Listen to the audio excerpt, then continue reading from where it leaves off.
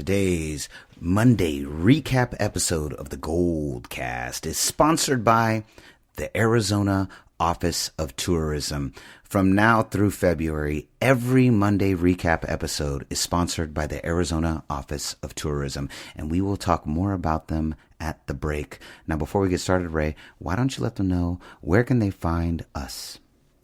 You can like us on Facebook.com/thegoldcast, and you can also follow us on Twitter at @the_goldcast, and be sure to subscribe to us via Apple Podcasts, YouTube, and Stitcher, all under the same moniker of the Goldcast.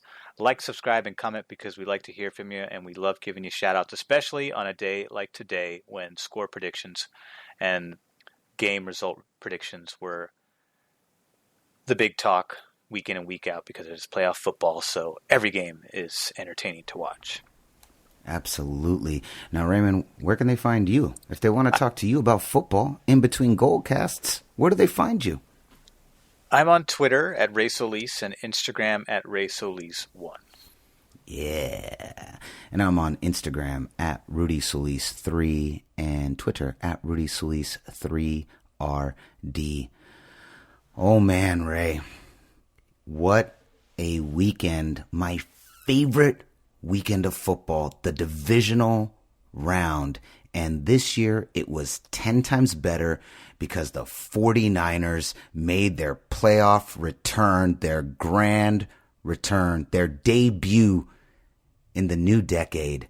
And what a glorious game it was. We also had some upsets and some wonderful losses to our horrid rivals. I will say it that way.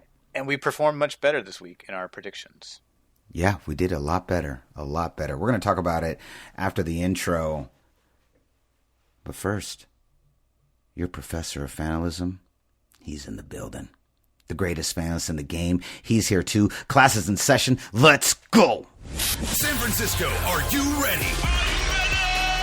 This is the Goldcast.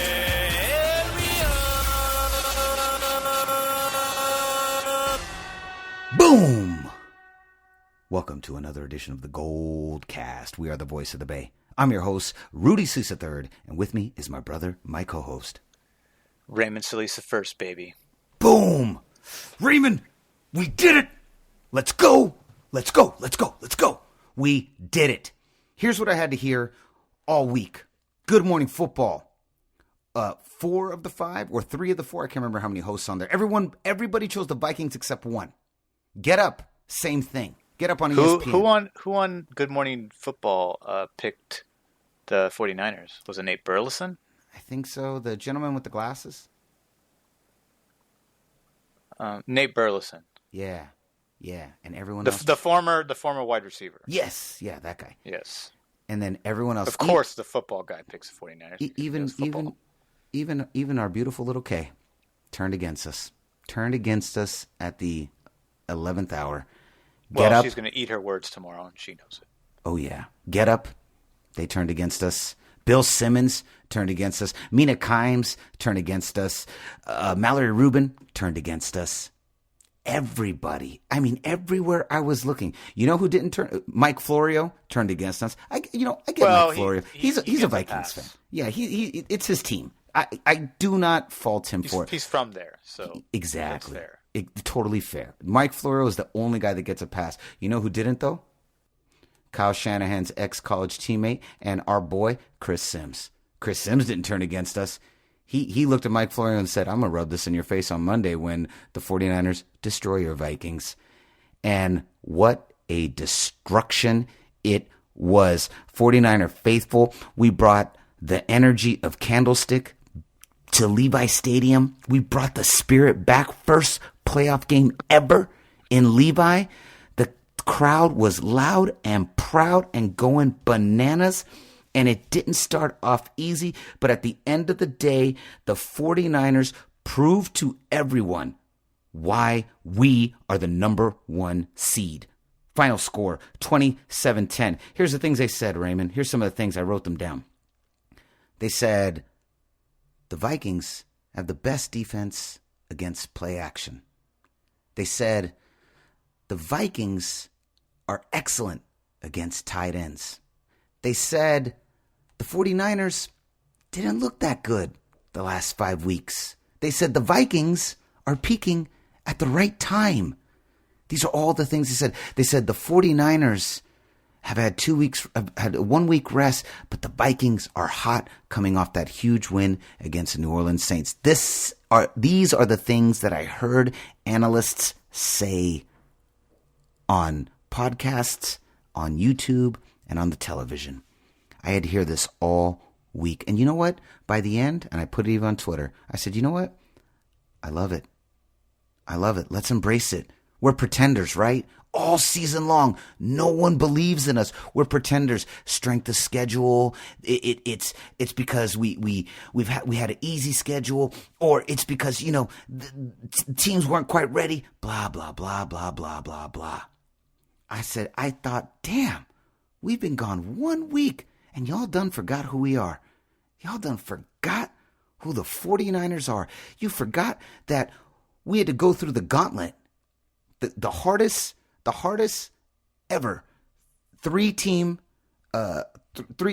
span of football ever played this late in the season. All 3 teams over 800: Green Bay, Baltimore, and New Orleans. And then, as some people were saying, they weren't the gauntlet, we were the gauntlet. And so everyone, we were gone a week and they forgot. And guess what happened, Ray? What happened? You talked about it on the preview episode. Our whole defense came back, and lo and behold, we came in and we dominated. So I want you to tell me what you thought about this game. It was exactly what I expected. I thought that the matchups between Minnesota and San Francisco was very clear, cut, and dry. I thought that we would dominate them, and I thought the strategy for beating them was, exactly what we expected. You take out Dalvin Cook, you take out the Vikings. That's how it works. It's all predicated on the run. Not to say that we don't operate in the same manner, but the point is we have state-of-the-art systems we have state-of-the-art versions of that type of offense. And the difference is, too, we have been put in positions where we had to be one-dimensional. And we've had games where we didn't rely on the pass a lot. Case in point, this past weekend. And we've had games where the running game got stuffed and Jimmy had to air it out, and he answered that bell. And so that's the other wrinkle. Not only are the systems that we have state-of-the-art and just completely just way more versatile and sophisticated and much more resilient against, stout opponents. But at the same time, if one has to rely on the other or vice versa, they're more than capable of handling an extra load. And as far as fan predictions go, everybody picked the Niners to win. So shout out to Niner by Nature 88 for picking a 42-16 stomping. So not quite that kind of blowout, but certainly a dominating effort. So we're on point there. And Andy Laird, of course, one of our trusted, most loyal fans, picked a 17-13 win. Wasn't as tight as that, but again, you got the winner correctly. And that was actually it for the predictions. But I will shout out Jason Bennett. Thank you for chiming in the comments. You guys, you're amazing as well, and keep listening. So special shout out to him. And then WPO Wolfpack International. That's quite a name there. But he chimed in with 49er Empire. We beat that ass. Shut Vikings down. We in the championship. Number 1. Come see us. Any team can get it. It's our time. 49ers all day, every day. Just a total hardcore fan comment. That was amazing. So thank you guys for chiming in. But back to the game, this was really, I was not surprised. I was more surprised at people that thought that the Vikings would put up a bigger fight. Because I was like, no, I think this is cut and dry. And I was banking on our injured players coming back and playing at a clip more reminiscent of the first half of the season when we started 8-0. And Can I interrupt you for a second? For the last month, all you kept talking about was we need the number 1 seed, we need the rest. We need the number 1 seed, we need the rest. We need the number 1 seed, we need the rest. And you kept saying that 1 week will allow this defense to come back, because if you look at the timetable, most of them should be back by the divisional, and the 1 seed is imperative to our Super Bowl road. You said that the entire final month of the season, and you were right. Yeah, and so shout outs to you. Thank you. And because that's the injuries, everything that was happening, I thought D Ford can come back. And Quan, Quan was more of a surprise. That was like a bonus, because I thought he was done for the year. That's what I honestly thought. And then when the rumors started swirling and we got the bye, I was like, all right, that might really help. And then he was showing up in practice with non-contact jersey. It just kept getting closer and closer and closer. And then it finally got confirmed that he was going to come in and he was going to play. And he was the only one between Tart and D Ford that really showed some rust. I thought maybe D Ford was a smidge slower than he was because he hasn't played in several weeks, but I still thought he was terrific. He had a sack and a TFL, and I think that's terrific. I think that's a great stat line. Nick Bosa, who's been in rhythm all season, had 6 tackles, 2 sacks, 2 TFLs, 1 pass deflection, 3 quarterback hits, and I think half a dozen pressures. Outside of that, Nick Bosa was a monster. But again, the reason why Nick Bosa was able to have so much success is because now the offense can't just focus on chipping him or doubling up him, because now D Ford's there. When D Ford is there, he opens up the opportunities for everybody else, because he is the key to keeping this thing going. And I think there might be something to be said, like if a Nick Bosa was out, because he's on the edge in the wide 9 technique, D Ford is the one who really kind of jumps off the snap and really takes a wide angle on purpose, by design, by technique, in order to spread out the protection and allow our big 6'7" guys to penetrate, and allow Nick Bosa to also do what he does on his edge side to really kind of create this encapsulating claustrophobic pocket for the quarterback. And that's why we had 48 sacks in the regular season, and we were tied for, I think, 5th in the league alongside Minnesota, as a matter of fact. So the defense once again thrived. Fred Warner at the top with 7 total tackles. Nick Bosa, as you just mentioned, right behind him, 6 solo tackles, 2 sacks. And 2 tackles for a loss. How about when he fell and it looked like he hurt himself and the whole crowd started chanting, Bosa, Bosa, Bosa, and he kind of sat there for a second, and then he got up and just started shaking his head. Looked like a pro wrestler. It was amazing. It was an amazing reaction. I was laughing. I was like, that is amazing. He put his hand up in the air and started nodding his head in this really jovial pleasure of yeah, I hear that, and I'm not down. I'm not down. I'm back. It was to me, it was like a Hulk Hogan style appreciation. I was at my bar. The Niner fans went ballistic. There was so many. It was 80% Niners. It was so good. So good. So crazy. How about this? Dalvin Cook held to 18 yards. 18 yards. We knew that if this game was going to be won in dominating fashion, it was going to have to be through the defense. And the defense, oh man, now that they're back, finally, other teams are falling apart. Ours was coming together. And that, the defense, the Richard Sherman interception. Come on now. Richard Sherman interception. Did you hear his post-game press conference? I did. I heard most of it. When he talked about how I show up. Yeah, I show up. He talked about 13 postseason games, zero touchdowns allowed, 3 interceptions. I was like, ooh, that sounds like a perfect stat. Sounds kind of exactly like that. Yeah, sounds like the cornerback version of the perfect stat. I absolutely love it. These guys, they came together. They absolutely dominated. It was the game we were looking for, the game that we wanted, and I was so angry. So I'll tell you guys. I'll tell all of the. Actually, I'm going to tell this story to all of Goldcast Nation. It was a story that happened the day before the game between Raymond and I. But first, we're going to take a quick little break. This is the Gold Cast. Today's episode of the Gold Cast is sponsored by the Arizona Office of Tourism. Hey, 49ers faithful, guess what? The season is almost over, but that's okay because it means that baseball's just around the corner. This spring, you can follow the San Francisco Giants, the Oakland A's, or your favorite baseball team to Arizona for Cactus League spring training. Arizona offers a one-of-a-kind spring training experience. 10 stadiums, 15 MLB teams, 75-degree temperatures. All 10 stadiums are in Greater Phoenix, within 50 miles. You can meet the players and get autographs before games. Maybe you can meet Madison Bumgarner and tell him how much we already miss him. Check out amazing restaurants and bars nearby, including tons of craft breweries like Four Peaks, Angel's Trumpet Ale House, and Goldwater Brewing Company. We like Goldwater because it reminds us of the Gold Cast. Plan your spring training getaway at visitarizona.com/spring training.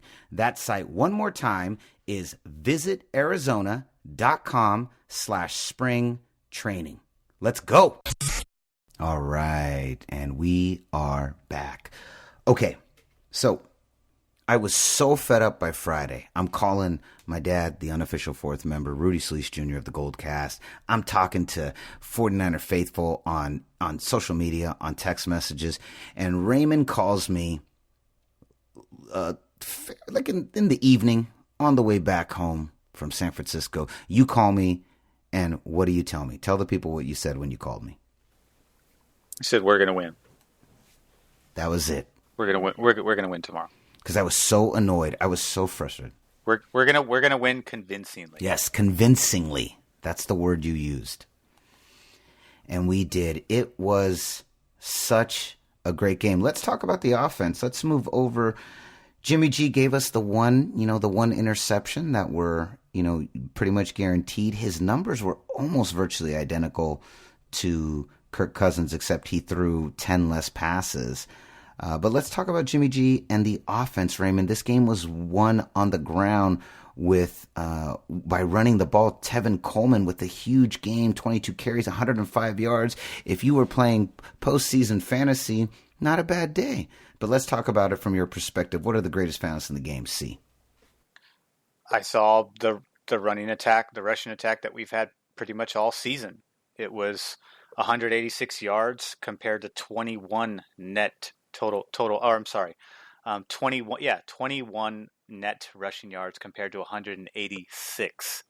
I saw 10 rushing plays by Minnesota compared to our 47, over 4-to-1 ratio there. They were just completely stuffed. They were Dalvin Cook, the inside zone didn't work. The outside zone was non-existent because their game plan was very specific. They were going to attack the inside zone rushing defense, and it didn't work. We were ready. We were prepared. We answered the call. And the outside zone, they didn't really give a whole lot of attention to that. The only outside plays were, some screen passes here and there, but Dalvin Cook was ineffective in the passing game as well because he was one of their big number 2, number 3 options in the passing game, depending on the play.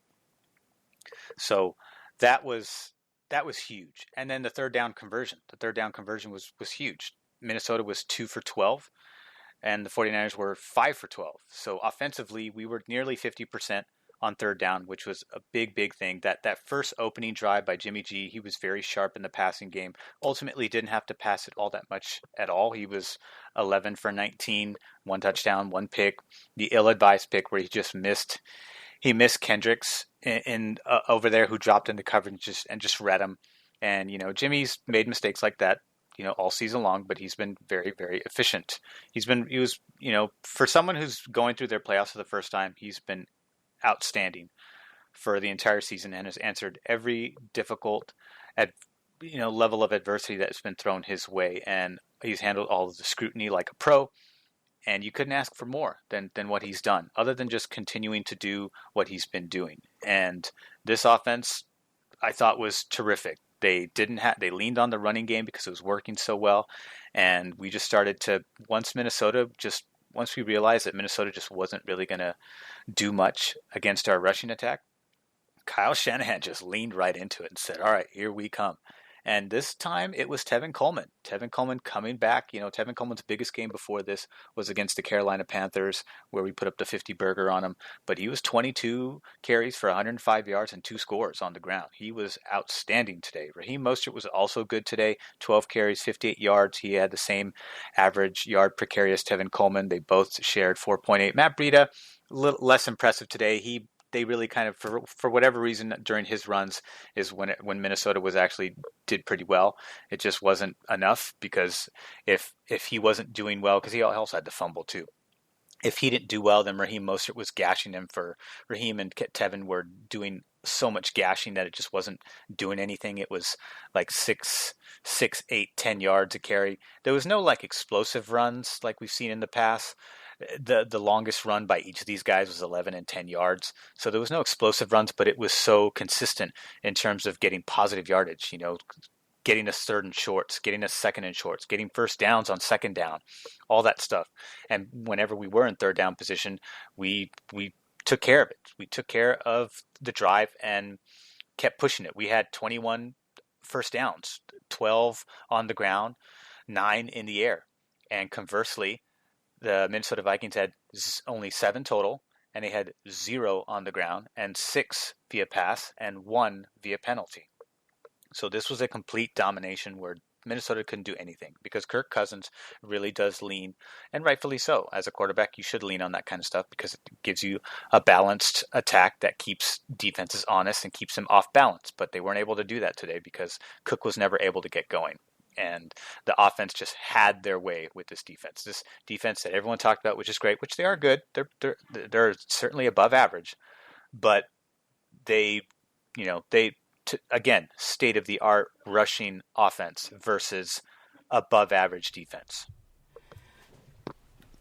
I thought, agreed, and I thought the play that really set the tone, that really the dagger, or maybe not quite the dagger, but the play that turned the game. I thought really that play was the fumble recovery by Raheem Mostert on special teams. I thought that was the play. What did you think? Was it that play for you? What was the play for you that really turned the game towards the 49ers? Yeah, I'd say the turnover. Say the pick by Sherman was a big one, followed by the special teams muff.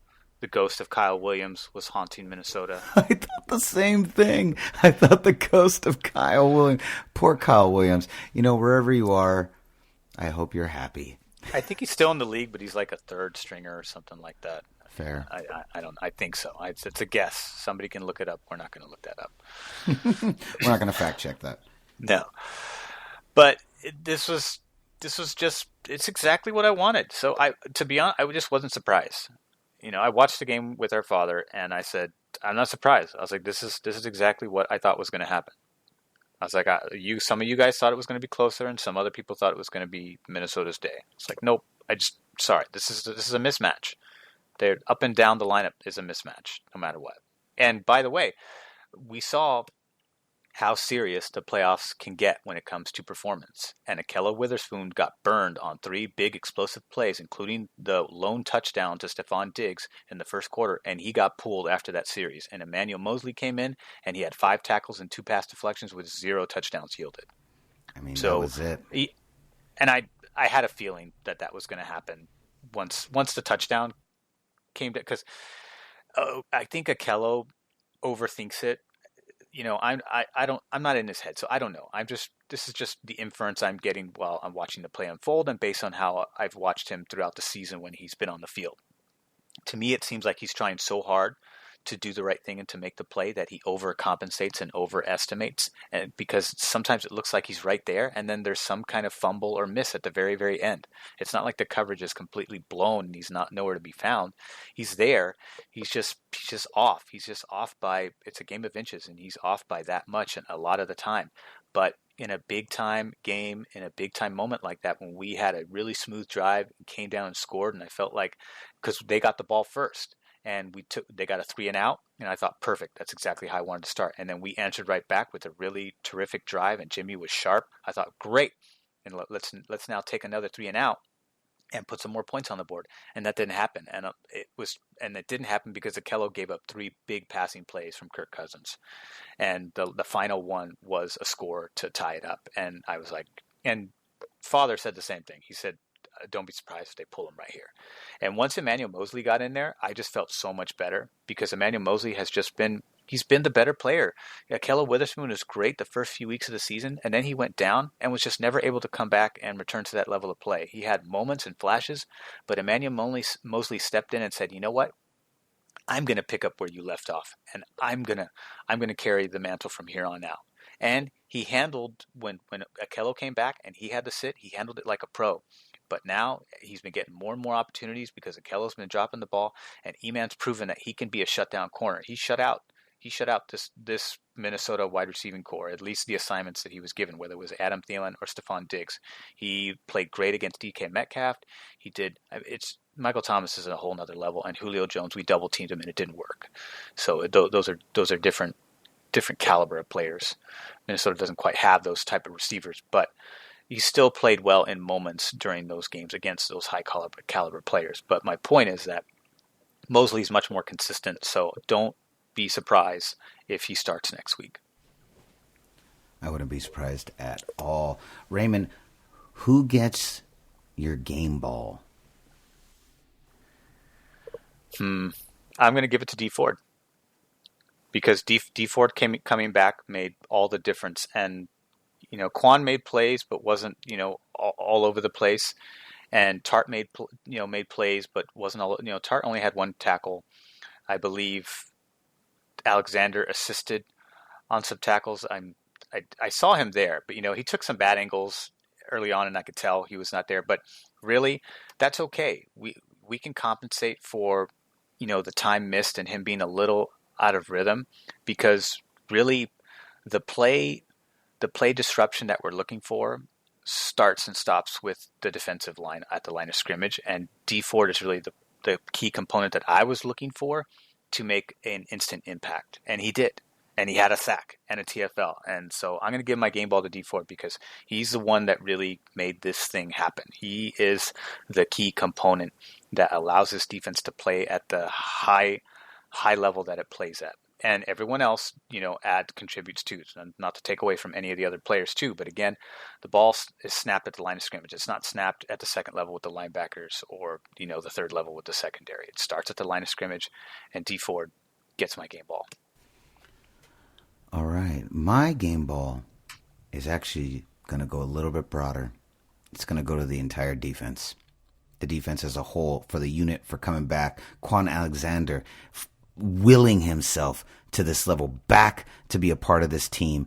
D Ford coming back, Jaquiski Tart coming back, Richard Sherman holding it down, D Ford instant impact, Nick Bosa continuing his streak of consistency, Emmanuel Mosley coming in and making it happen, Jimmy Ward, Fred Warner, 7 total tackles. I mean, the list goes on, but this defense came to play, and they are back to where they were at the beginning of the season. So many people going, "Oh, the defense has really fallen off," and blah blah blah blah. Well, they were injured because of injuries. We were missing high caliber players at every single level. All 3 levels were missing a high caliber starter that was a key cog in allowing everything to play at the clip that we've been playing at, especially in the first half of the season. But we saw what happens when everyone's back and everyone's healthy. We go right back to the 8-0 defense. It goes right back in there. The only thing that's missing is the second squad lineup. But Sheldon Day, I thought, played very well today. He had a TFL, he had a couple tackles, and hey, even Solomon Thomas, 3 tackles, including a sack and a TFL himself. So second unit stepped up. They played good. They did their job. I'm happy with that. I'm totally okay with that. Earl Mitchell's back, but I don't think he saw any snaps, or if he did not end up on the stat sheet. Now, Raymond, who gets your cold shower?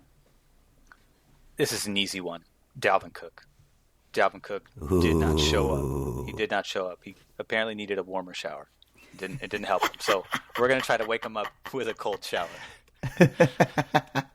You know who gets my cold shower, Ray? Who?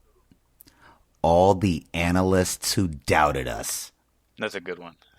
all you get cold showers. Everyone who doubted us, everyone who acted, who forgot who the 49ers are. We are gone for 1 week. Dan Orlovsky, actually, I think he on ESPN, he admitted to making a stupid call, and he tweeted about it, and I retweeted it on the Goldcast Twitter. He was like, "Oh my God, it's such a stupid call to pick against the 49ers. What was I thinking?" It was like total regret and total an admittance to fault. So I definitely highlighted that tweet. So I was like, all right, at least he manned up. At least he manned up. But yeah, all of you, Good Morning Football, Get Up, the Bill Simmons podcast, Pro Football Talk, you all get cold showers. Except my boy Chris Sims. Chris Sims, looking at you, boy. That's right. We go back. Sometimes actually we go back and forth on Instagram a little bit. He's awesome. He will respond to you. I really like that about him. I think he's killed it this year. Killed it.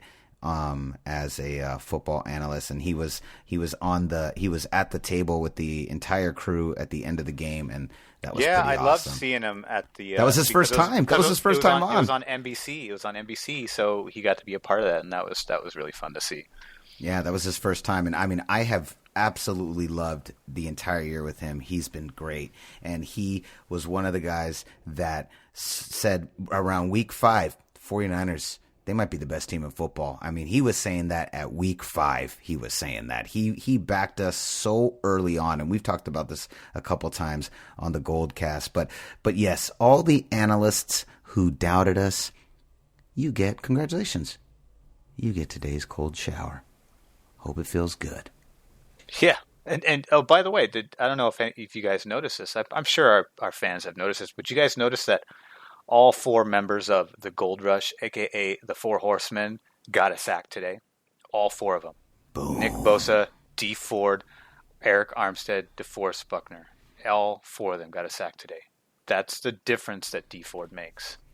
Monsters. All right, Raymond, let's move on to the evening game on Saturday. At first, I was really mad that we weren't the national game. Then I thought, you know what? This is great. We could just get our game over with and then just relax for the whole weekend. Right. And we had the Titans go in to Baltimore and shock the Ravens 28-12. Now, I think they shocked everybody. They certainly shocked me. Yeah, I'm going to say they shocked the world. You know what I forgot about, Ray, though? You know what I forgot about? I didn't even consider it. The Ravens have not lost since September. And how many times we talk about it with the 49ers? Streaks do not work in the NFL. They do not.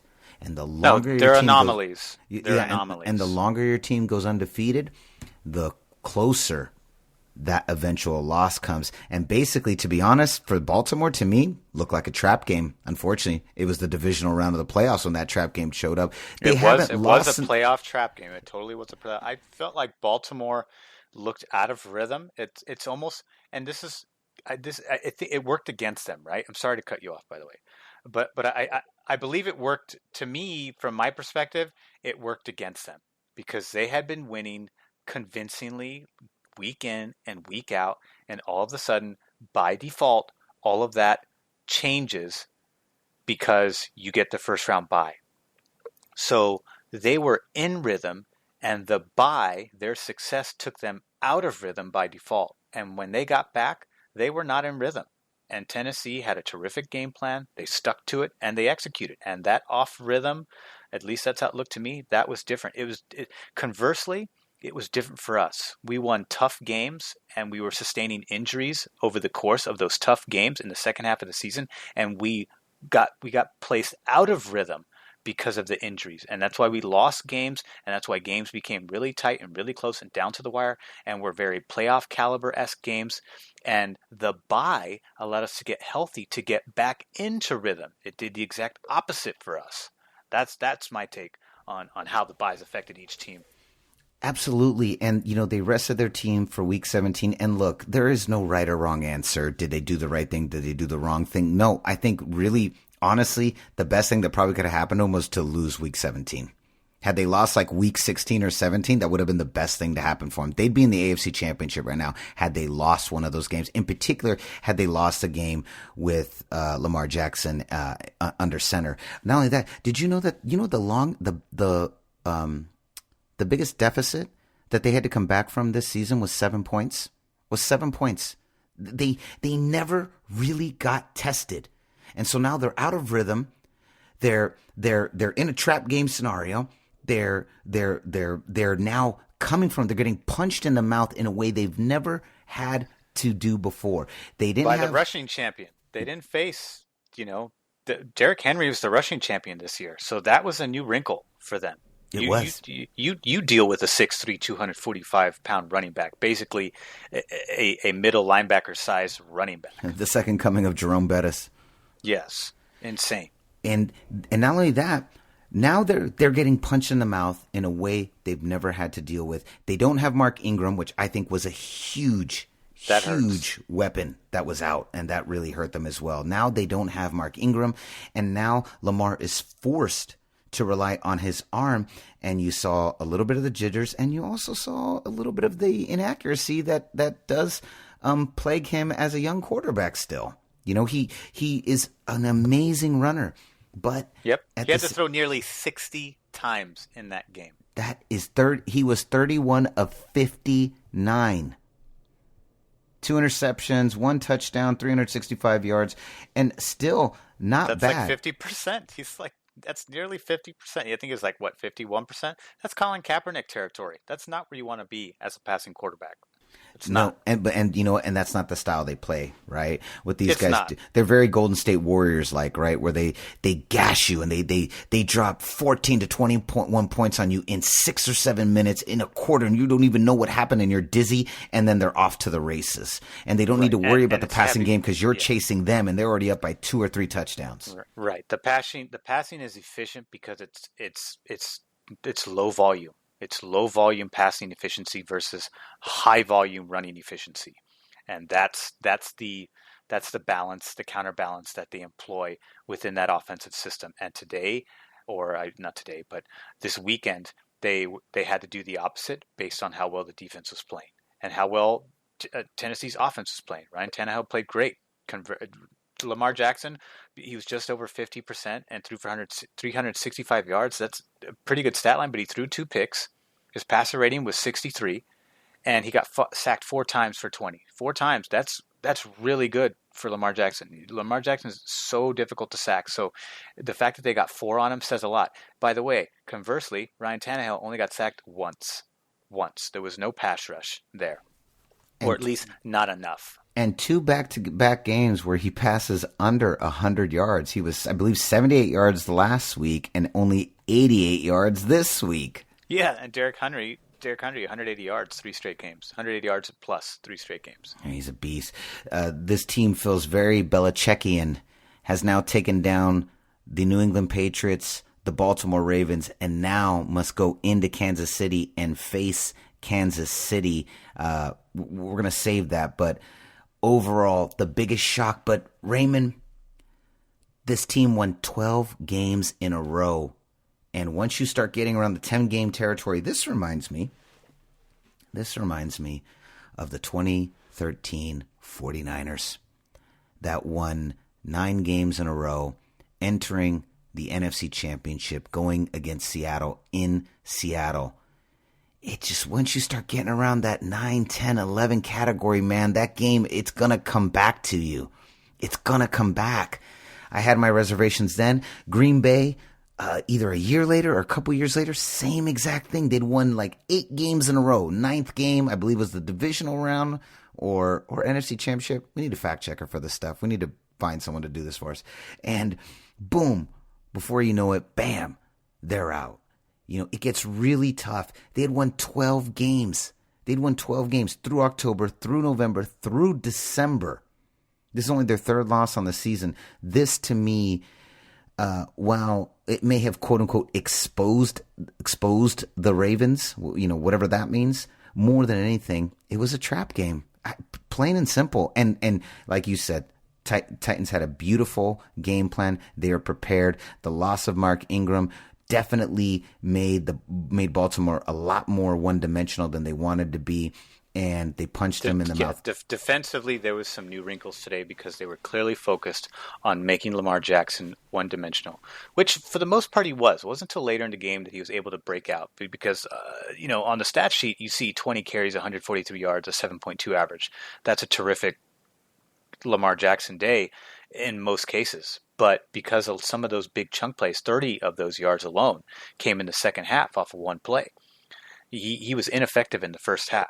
And you see when you put him in a high volume passing situation, this team is not the same. Is not the same. They were shut out. They were shut out 2 out of the 4 quarters in this game, and the other games they were kicking field goals and only 1 touchdown.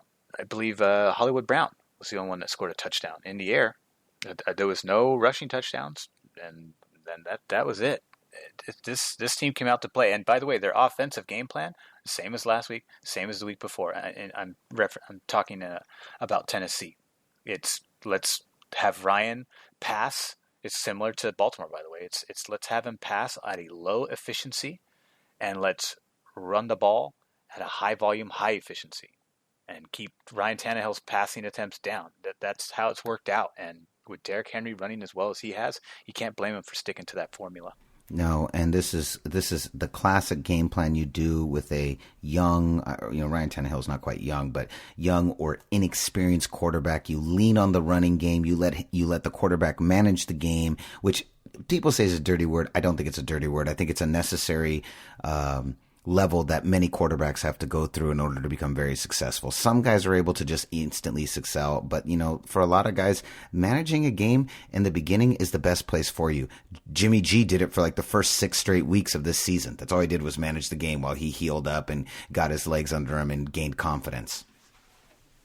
Yeah, absolutely. And kudos to Tennessee. Congratulations, they deserve to be in the AFC. They've played our AFC Championship. They've played well. And Derrick Henry's my boy, my fantasy champion. Him and Patrick Mahomes, my 2 best players in fantasy this year. There you go. And Raymond, with that, one of our greatest possible rivals, one of our greatest obstacles to getting the 6th ring goes down. Exactly. Bye-bye, Baltimore. Exactly. Bye-bye. The one team that did concern me, if we made it back, if we were, should we make it to the Super Bowl, that was the one team that did concern me because Baltimore is tough. They're really tough. And even though we played them tight, they just seemed to have a small edge in that game. A small edge, but we were able to keep pace. But ultimately, they got the last possession and, put up the points when they needed it to. The same thing we ended up doing to New Orleans the next week. And you know what? The Niners never looked comfortable. They never looked comfortable. They always looked like they were playing on their heels just a little bit. They're just, they just never looked as confident as they did in other games. That game always looked like it was just a little bit out of their grasp, and they were struggling with figuring out how to gain the control that they wanted. Right. Well, D Ford was gone by then. Quan Alexander was gone by then, and Jaquiski Tartt got hurt in that game. There it is. So let's move on, Raymond. Sunday morning, my goodness, what a game. Houston starts by throwing up 21 ducats, just throws them up. I mean, with the quickness, and you could just see the Kansas City Chief fans, just the life's going at them, and they're sitting there starting to go, oh, here we go. Classic Kansas City. Here comes Andy Reid. It looks like it's almost over, Raymond. And then before you know it, Patrick Mahomes and Kansas City, they stop the bleeding. They will themselves back into this game. And the half ends 24-28. And then by the end of the game, you're looking at 51-31. Only 7 or 10 points. Once Kansas City dropped 50 points, Houston answered with only 10 of their own, and the Chiefs move on to the AFC Championship to face Tennessee. Let's talk about a game that felt like in the first half you'd seen an entire game. You did, and after 24 points were put up on Kansas City responded with 51 to to a ratio of 51-7. What is that? That's a Yeah, 5 you're to right. 1 I said ratio 51-10. It's 51-7, yeah. Well, after the second quarter, because they scored that field goal in the second quarter to make it 24-0, and then Kansas City answered back with 28 straight points, and then 23 in the second half. But Patrick Mahomes stepped up huge. He was highly efficient. 5 touchdowns, no picks, 93 quarterback rating, 134 rating for whatever the hell those frickin' stats mean. But I'm just reading them because they're there, and some people are into that. They scored on the ground. They scored in the air. Damian Williams was terrific. Mahomes actually ran more often than I've seen him run in most games this season. I thought he was great. Travis Kelce was an absolute beast with 3 touchdowns, 12 targets, 10 receptions, 134 yards, a 13.5 average per catch. His long was 28 yards. He was outstanding. He was the spark plug. He got the team riled up again. If this was the Tomahawk Chop cast, I would give him my game ball. The Tomahawk Chop cast. I don't know. The Tomahawk? The Hawk? I don't know. Tomahawk cast? The Tomahawk cast? I don't know. That was pretty good. I like what you Tomahawk Chop cast. That works for me. Yeah, if that was our cast, he would get my game ball. It'd be between him and Mahomes. Mahomes was terrific. Mahomes just didn't seem faltered at all. So he's great. He's played. He's like, to me, he's like this era's like Dan Marino or Peyton Manning. He's like that. His passing efficiency is that good. And Dan Marino threw lots of picks, by the way. Patrick Mahomes, the one big difference between him and Dan Marino is Patrick Mahomes does not give up the ball very often at all. He's very good at protecting the ball. And like conversations that you and I have had off air, in my opinion, I think Patrick Mahomes is the best long baller in football. No one throws the long ball as accurate as he does. I agree. No, he's been great. I would say the only concern I have still is this defense still not, while playing better and obviously really clamp down to protect the lead. I don't trust this defense moving forward, and especially in a Super Bowl, possibly against a team called the San Francisco 49ers. Well, against our offense, that team is, I think, extraordinarily vulnerable. Their offense, however, is, comparable to, the Saints. I think the Saints is a good comparison. Not Green Bay's less than. But this is a high caliber offense like the Saints, I would say. The passing attack is it's West Coasty, like Andy Reid. Sean Payton runs a West Coasty types offense, but there's some long ball in there too. So I would say the Saints is probably the closest comparison. And we saw what they did to an injured 49ers defense, but a healthy 49ers defense I think is a different story. You're definitely not getting a 50 burger on us with a healthy defense. That's for sure. But I mean, I'm getting ahead of myself. We are. We're just speculating. I'm just saying that if this were the 49ers today in this game and we had dropped 21 points to 0, Kansas City, you'd have been in a lot of trouble. There would have been no 28 unanswered points. Not at all. Yeah. All right, Raymond, let's move on to the game that we had the most investment in as fans of the Niners. We had the Seahawks, followed by the 12th Cast, which is their podcast, our biggest rivals, the 12th Cast. We can't stand them. Going up against the Green Bay Packers and their cast, the Cheese Cast, the Cheesehead Cast. So that the Gruyere Cast, the Cheddar Cast, pick the Monterey Jack Cast. Monterey Jack Cast, Swiss Cheese Cast. Yeah. Pick your poison. And Raymond, I do believe someone on this podcast here said all year that the success of the Seahawks was not sustainable, that they would go about as far as the divisional round and that would be it. That's as far as they would go. Who was that person, Raymond? Can you remind me? I'm trying to remember. But I believe it was you. Oh, snap! It was me. You're right. Thank you. That's right. I said this all year. This reminded me of the team that beat Minnesota in that ice game. I think it was like 2016 or 2017. And they squeaked by, and everyone was saying, this is Seahawks are the team no one wants to face in the postseason. This is the team no one wants to face. And boom, they got their asses whooped. They're out in the divisional round. And I said all year long, and especially coming into the playoffs, they would not make it past the divisional round. And lo and behold, oh, how the mighty have fallen. Goodbye, Seattle. Goodbye, 12th man. Should have cheered a little louder. Maybe you could have helped them win the game. 23-28, Green Bay Packers win, not in convincing fashion. This team, we both talked about it, they kind of stumbled backwards into the playoffs, both of these teams. Seattle losing 3 of their last 4 games. Green Bay kind of getting the second seed, not because of their prowess, although they went 13-3, but really because the Saints kind of coughed it up. They kind of coughed it up in the nth hour, and at the tail end of the season, Green Bay did not dominate their way to the second seed, although great record.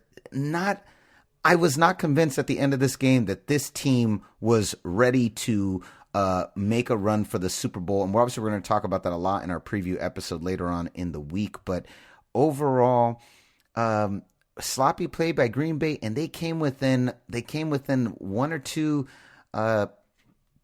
series of losing this game. They did, and even though I felt good about the 21-3 halftime score, I knew it wasn't enough. Not against Seattle, but it was very illustrative of how I felt this game was going to play out. I thought that Green Bay had the advantage, being at home, being rested, and more importantly, being much more balanced and well-rounded in comparison to Seattle. It's a different comparison to San Francisco, but to Seattle, who's completely depleted. They said they were going to give Marshawn more touches. That was irrelevant to me. That wasn't going to make a difference because he's just not the same player. It doesn't matter how many weeks you keep him in there. He had 12 carries for 26 yards. If he needs to get an inch, guess what? Any back in the league will do. Any back. And he did that. He did it twice. He got 2 scores on the ground. Not all that difficult. Asking him to get 1 or 2 yards on the goal line is, there's nothing special happening there. He's big, he's strong, he has enough power left in him to get that yardage. So that to me is not impressive.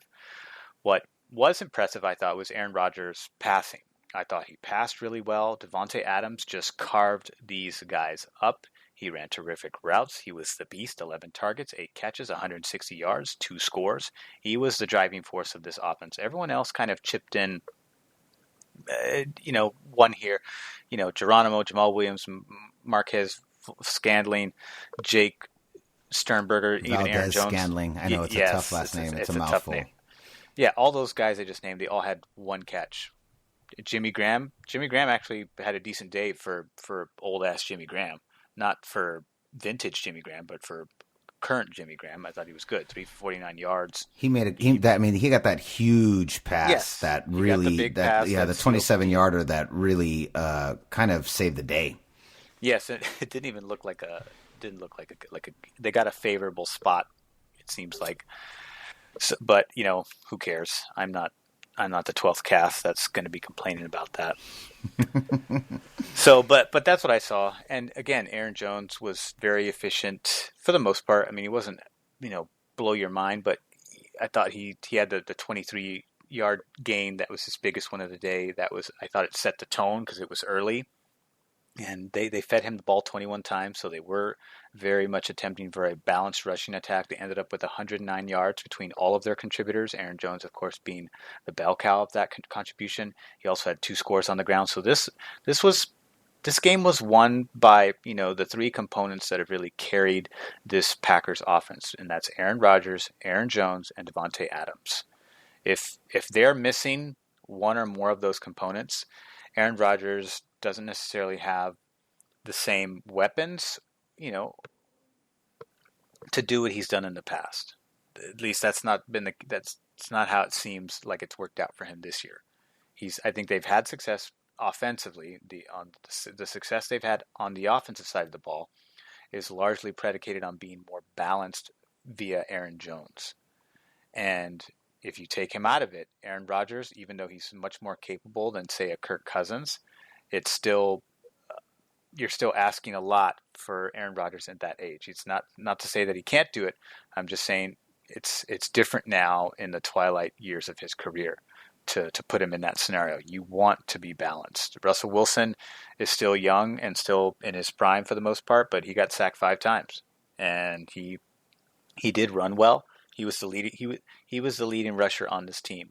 He actually had more yards than Aaron Jones and had a better average per carry. I will say this, and I agree with you. I agree with you 100%. I thought even with Green Bay putting up 21 points, there was not a doubt in my mind that Russell Wilson would not come back in the second half and make this game very interesting. And I will say this, it was really interesting to watch Russell Wilson, and this is the closest you're going to get from a compliment from me, Russell Wilson. It was very difficult to sack him. He was very elusive. I mean, he just started running the ball and making first downs and driving this team by himself all the way down to goal line. And then he put up 14 points in the third quarter, and he really, put this team in position to win. Meanwhile, the Green Bay started really struggling with, and then started punting the ball. And once you're giving up once these series are ending in punts, and then your opponent's making more points, I mean, it's only a matter of time before they catch up. And lo and behold, they came really close. So, and then ended up scoring nothing in the fourth quarter. And all I have to say is if Green Bay is going to play like that, if they're going to play like that in the second half against San Francisco, it's going to be a long day at Levi. It's going to be a real long day. And but overall, I will say, a decent performance by Russell Wilson. Way to go. You put the team on your back, but it wasn't enough. Now go home. Exactly. Go home. He's at home washing his tights. Where's Russell Wilson? What's that from? Tim Burton's 1989 Batman. Where is the Batman? Well, I'll tell you. He's at home washing his tights. Where is Russell Wilson? Well, I'll tell you. He's at home washing his tights. That's going to be our new one. That's those neon green ones. Yeah. A buddy of mine said to me today, he goes, you know what I like the most about the Seahawks? He's a Vikings fan, coincidentally. I said, what? He goes, I love that neon green. I said, you've got to be out of your effing mind. Are you serious right now? Those are the ugliest colors in football. The absolute ugliest colors in all of sports. Neon green? Are you kidding me? What, are we at a rave in 1990? In Oakland, we had home base? Yeah, is this arena football? Is this XFL? Is this XFL? Is this Vince McMahon colors? What is this? What's going on? Is he going to come out and play football in a cage? Money in the Bank? Is it going to be a ladder match for the football? There's going to be a ladder on the field. It's like they line up like special teams and they run to the ladder, and the first one up to the ladder to get the football gets on offense. That's how that works. Yes. Yeah. So, anyways, that was probably the best gift beyond us winning, beyond the Ravens losing, was the Seahawks going. It was the only game I got wrong because I think everybody got that game wrong. I think maybe some outside of Tennessee fans, hardcore Tennessee fans that just believed in Derrick Henry. Yeah, the Titans cast, the Tannehill everybody cast. Else, yeah, it's named after Tannehill. For some reason, it revolves around Ryan Tannehill. The Tannehill cast. The Tannehill cast. Yeah, exactly. Everything Titans related via the Tannehill cast. We are the voice of Tennessee. Yeah, exactly. So, I mean, but that was the only one I got wrong. So you and I ended up 3-1 this weekend. I think Father thought that Seattle was going to win. They put up a fight and they made it close. But again, I thought that they were going to run out of steam because this is a handicap match that favored Green Bay in just about every single category. Yeah, it was great. I was really happy. Excellent weekend of football. We got the one big upset, as we did last week with the New England Patriots. The Tennessee delivers a second big upset 2 weeks in a row to take out the Baltimore Ravens. And we had a really great weekend of football. This has been one of my most favorite playoff series in a long time, and 50% of it is because the 49ers are here, and the other 50% has just been really good football. lots of twists and turns. A lot of these games have not come easy. There have been some shocks all over the place. And to be honest, the only consistent team that has looked the strongest is the 49ers and Kansas City from the second quarter on. I'm very excited. I'm excited for the preview for Championship Sunday. This is, ladies and gentlemen, the 49ers' 16th NFC Championship appearance, the most appearances of any team in the NFC, and our 4th appearance in the past 10 years alone. Think about that for a second, Raymond. In the last 10 years, the 49ers have been to 4 NFC championships. We have won 6 of them. I hope we win a 7th. I hope we do. So do I. Because we have a great ratio in the record. And by the way, Joe Montana's first Super Bowl, he was like 19 of 12 touchdown interception ratio. And then in 84, he was 26 and 12. Very similar to Jimmy G's. There's no comparison other than some of the numbers are the same. But my point is that in his first full season, or in his third season, playing against after coming to a dismal team with Bill Walsh, it was not easy sledging. But when he was able to put it together, they were, pedestrian numbers by today's comparisons, but efficient enough to get to the Super Bowl back then. Under different rules and rules that were much more balanced in terms of how the defense was judged by the refs. So just perspective, just something I thought of when I was looking at stats today, or I looked at it the other day during the game. I love it. Well, I was telling our father that I was telling Rudy Solis Jr., I said, this team feels 80-ish 49ers to me. 80-ish in terms of dominance and what this playoff run's looking like. It's reminding me of several really impressive playoff runs from the 80s. I can think of 4 in particular that were very, very similar. And so I'm excited. 2 more games, Raymond. And the only one that matters is this weekend, this Sunday. Championship Sunday. We're going to talk about that later on in the week. I'm super excited. Any final thoughts, Ray? Just that this weekend is going to be bananas in San Francisco, and that I can't wait to do the preview episode because I have a lot to say about this matchup. I cannot wait to hear that. What say you, Goldcast? Sound off in the comments. Let us know how you celebrated, how you felt about this weekend. 49ers win, Ravens go down, Seattle goes down, and the Niners remain. And now we're in Championship Sunday. 2 more games. The quest for 6 has never been closer. Let's go. So concludes another edition of the Gold Cast. We are the voice of the Bay. I'm your host, Rudy Solis III, and with me is my brother, my co-host, Raymond Solis the first, baby. Boom! We'll see you next time. Same Gold Cast time, same Gold Cast channel. This is the Gold Cast.